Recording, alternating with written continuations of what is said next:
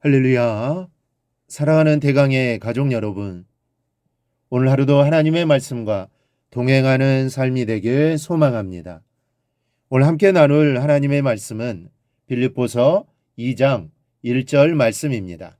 그러므로 그리스도 안에 무슨 권면이나 사랑의 무슨 위로나 성령의 무슨 교제나 긍휼이나 자비가 있거든. 아멘.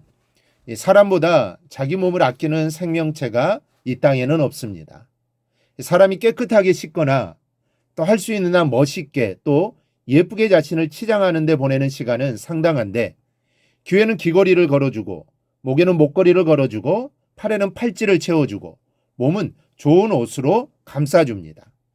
요즘 젊은이들은 그 정도로는 성에 차지 않는지 피어싱이라고 해서 혀나 또 배꼽을 뚫어 장식을 걸어주고 발목에는 발찌를 채워주기도 합니다.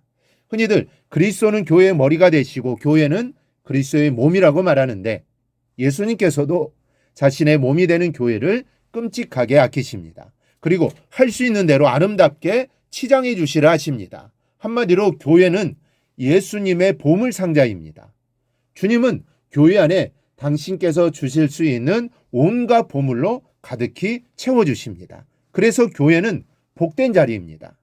예수님께서 채워놓으신 온갖 보화가 교회에 준비되어 있습니다.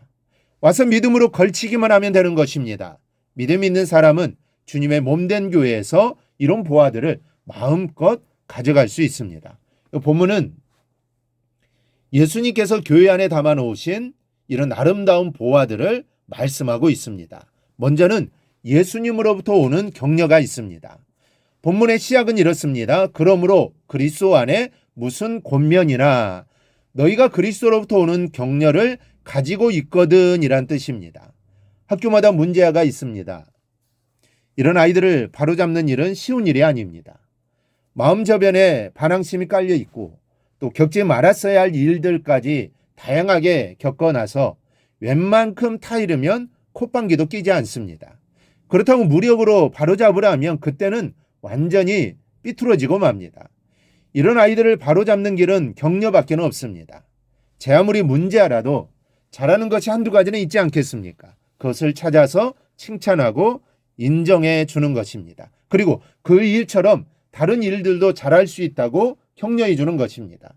성급하게 끌어당기지 말고 함께 호흡하듯이 꾸준하게 노력하다 보면 아이들이 변하는 것을 보게 된다는 일선교사들은 말을 합니다. 이 격려는 사람을 일으키는 힘이 있습니다. 어그러진 삶을 바로잡아주는 힘이 있습니다. 사람의 격려도 이런데 주님의 격려를 받으면 여러분 얼마나 큰 힘이 되겠습니까? 주님의 격려를 받으면 변화되지 못할 사람이 없습니다.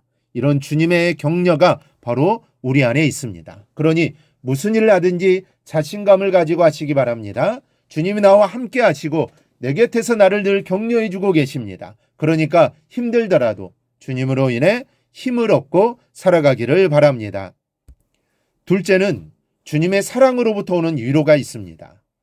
우리 성경에는 사랑의 무슨 위로나라고 되어 있는데 정확하게 번역하면 그의 사랑으로부터 오는 무슨 위로나라는 말입니다. 그는 예수님이신데 교회 안에는 예수님의 위로가 보화로 준비되어 있다라는 말씀입니다. 우리의 삶은 위로가 필요합니다. 누구나 그렇습니다. 웃음 속에 감추어진 슬픔이 있고 수다 속에 감겨있는 고독이 있고 자신감 속에 싹트는 열등감이 있고 괜찮다고 말하면서도 골마 터지는 마음의 상처가 있습니다. 여러분, 이런 것이 인생입니다. 그래서 위로가 필요합니다. 그런데 사람의 위로는 갈증만 더합니다. 영원한 생수가 아니기 때문입니다. 우리의 속을 시원케 하는 위로가 있으니 주님의 위로입니다. 이 귀한 보화를 주님께서는 당신의 몸된 교회에 주셨다라는 사실입니다. 셋째는 성령께서 함께 하시는 교제가 있습니다. 한 피를 나눈 형제는 통하는 것이 있습니다. 형이나 아우가 아파하면 그 아픔이 그대로 전달이 되어서 나도 아픕니다. 언니나 동생이 기쁜 일이 생기면 내가 득보는 일도 아닌데 덩달아 기쁘고 뿌듯해집니다. 통하기 때문이죠. 이렇게 통하는 것이 없다면 한 피를 나누었다 손치더라도 어떻게 형제요 자매라 할 수 있겠습니까? 그런데 예수 안에서 우리는 서로를 향하여 형제라 또 자매라 부릅니다. 그렇다면 통하는 것이 있어야 합니다. 형제의 아픔이 그대로 전해와야 하고 기도의 무릎을 꿇으면 형제가 당한 형편과 사정이 내 심정에 통해야 합니다. 그런데 이것이 성령의 교통하심이 없으면 불가능합니다. 성령께서 우리 가운데 교제를 이어주셔야만 이렇게 통하는 교제가 이루어질 수 있는데 이런 아름다운 보화를 주님께서 여기 교회에 주셨습니다. 그러니 성령의 교통하신 가운데 서로가 서로를 위해 기도해 주는 삶을 살아가기를 바랍니다. 성령께서 그런 보화를 우리에게 주셨습니다. 이 보화를 잘 간직하며 살아가기를 바랍니다. 넷째는 긍휼과 자비를 주셨습니다. 긍휼은 형제를 사랑하는 마음에서 시작되는 애정을, 자비는 그 애정 때문에 베풀게 되는 행동을 말합니다. 애정이 느껴지지 않으면 형제가 아닙니다. 또 형제를 위한 행동이 필요할 때 외면하는 형제는 이미 한 핏줄이 아닙니다. 그런데 성도는 부모의 피를 함께 나누지 않았습니다. 그래서 이득이 개입되면 차갑게 돌아서는 모습을 보게 됩니다.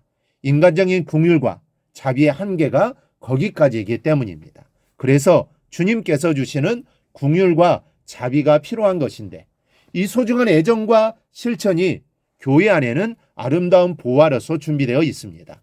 우리는 성도를 바라볼 때 긍휼과 자비하심으로 바라보아야 합니다. 그리고 긍휼과 자비를 베풀어야 합니다.